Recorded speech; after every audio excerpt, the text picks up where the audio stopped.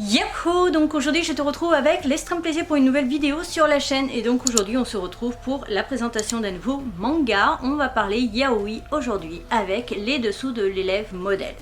Nous sommes sur un titre qui date de 2022 au Japon et de 2024, décembre 2024 en France, pour son premier tome. A savoir qu'il y a un deuxième tome au Japon et que la série est notée toujours en cours. Je vais t'en parler bien entendu dans cette vidéo.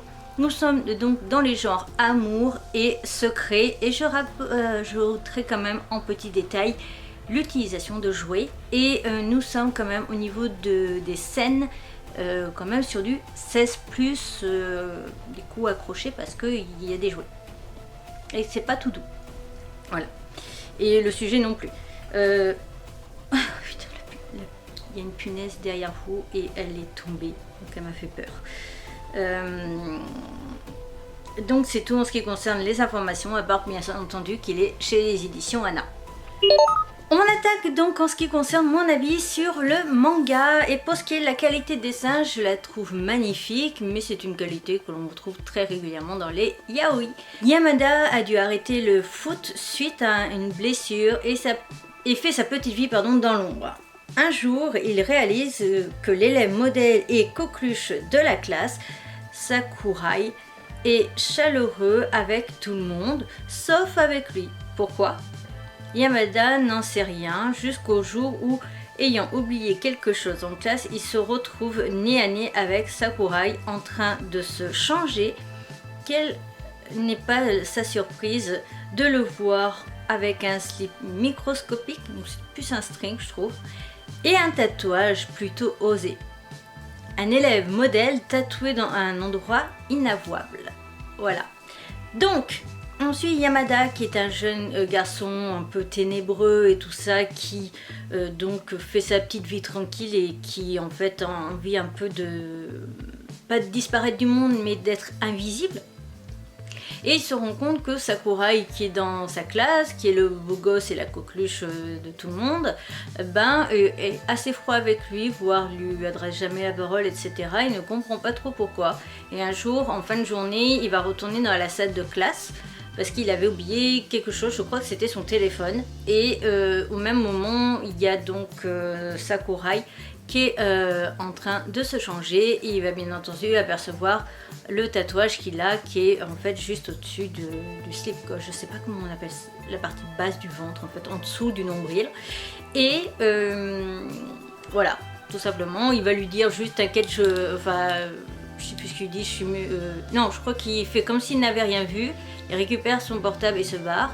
Et le lendemain, ils vont en parler, il va lui dire non mais t'inquiète, je suis myope comme une tote, j'ai rien vu, je sais pas de quoi tu me parles, etc. Et surtout, il va le voir un soir essayer d'échapper à un homme qui a l'air un peu collant, et donc il va se faire passer pour son petit ami, etc. Tu connais un petit peu la chanson. Et l'homme en question va lui dire écoute, je sais pas si t'es vraiment intéressé par lui, mais sache un truc, c'est qu'il aime les relations assez hardcore. Et on va vite découvrir en fait qu'il aime tout ce qui est jouets, utilisation de jouets, etc. Et donc la relation va commencer un petit peu comme ça, dû à cette histoire, etc.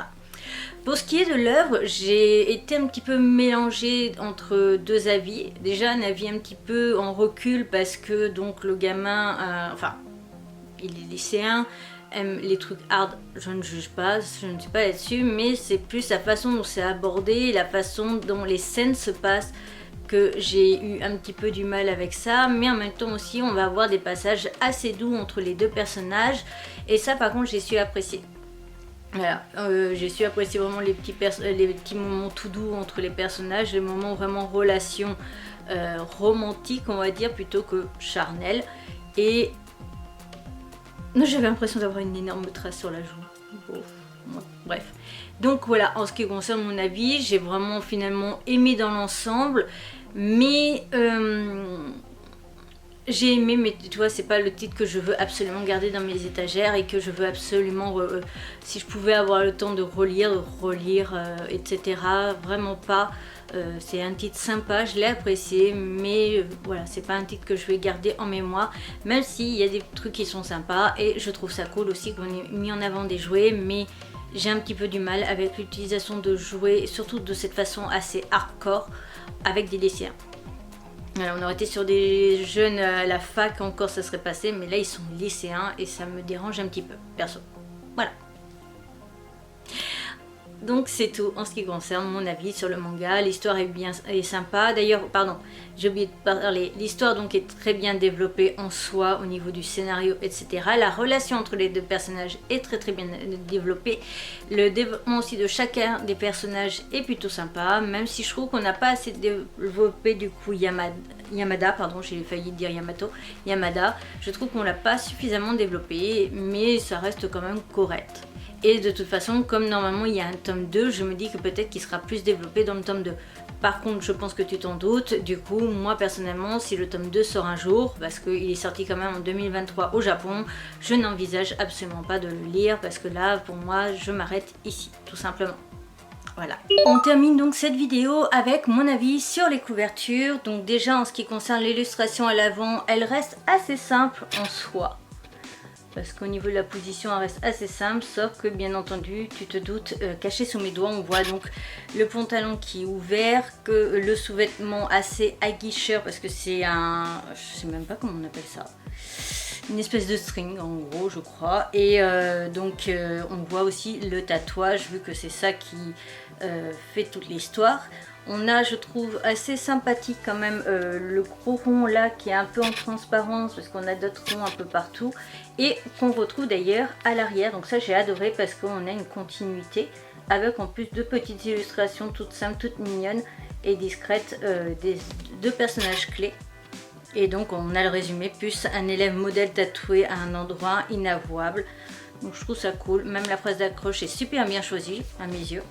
Pareil pour juste les côtés de jaquette, je voulais quand même les présenter parce que du coup les ronds se continuent et ça je trouve ça cool. Il y a vraiment un... Voilà, avec un petit mot de l'auteur, juste c'est le premier manga de romance BL au lycée. Oui c'est bon. Au lycée que j'ai fait depuis mes débuts, j'ai pris beaucoup de plaisir à dessiner. Voilà. Ensuite, quand on enlève la jaquette, on a un mot vraiment du mangaka. Ceci est mon 4e manga que je sors. Merci de l'avoir lu. Mon premier BL et tout ça. Voilà. Je sais pas si on verra suffisamment bien ou pas. Avec l'éclairage et tout. J'essaie juste de le rapprocher le plus possible pour que ce soit... Voilà, potentiellement. J'espère que tu peux lire. Sinon, bah, tant pis. Ça te fera la surprise au pire si tu l'achètes. Et à l'arrière, on a juste une petite illustration qui est assez drôle. On voit les personnages à un moment donné à la fin du manga parce qu'ils doivent jouer une pièce de théâtre. Et voilà, on a là la réalité, là l'image quasiment que se font les filles en tête. Donc ça, je trouve ça cool. Ensuite, quand on commence le manga, on a cette illustration là qui pourrait être limite faite juste un peu avant celle de la couverture. Voilà. Et on attaque directement le manga, mais regarde le sommaire, on a repris quand même les petits ronds et ça je trouve ça plutôt mignon. Après je trouve ça un petit peu dommage que les tout petits là ils soient vraiment minuscules. Ils auraient pu faire un peu plus gros. Voilà. C'est tout en ce qui concerne le titre, à part je crois que on a... Non, il me semblait qu'on avait la pub pour un autre titre, mais non. Voilà. Donc pour la vie esthétisme, plutôt sympa et j'ai bien apprécié. Cette présentation du manga, les dessous de l'élève modèle est donc à présent terminée. J'espère de tout mon cœur que cette vidéo t'aura plu. N'hésite pas à me dire toi ce que tu penses justement des yaoi ou autres, même manga josei, shoujo, tout ça, avec l'utilisation de jouets ou H-manga. Et est-ce que par exemple le fait que ça soit des lycéens, ça te bloque ou ça te met un petit peu mal à l'aise ou pas du tout? Voilà, je suis peut-être un petit peu vieux jeu aussi, hein, j'avoue, je plaide totalement coupable, c'est potentiellement le cas. Je te retrouve donc bientôt pour une nouvelle aventure, je te retrouve l'an prochain du coup pour la présentation de nouveaux yaoi, j'en ai pas mal à lire et je vais en lire d'ailleurs très prochainement en mois de décembre, je pense. Donc, ou de Yuri aussi, donc n'hésite pas à t'abonner si ce n'est toujours pas fait.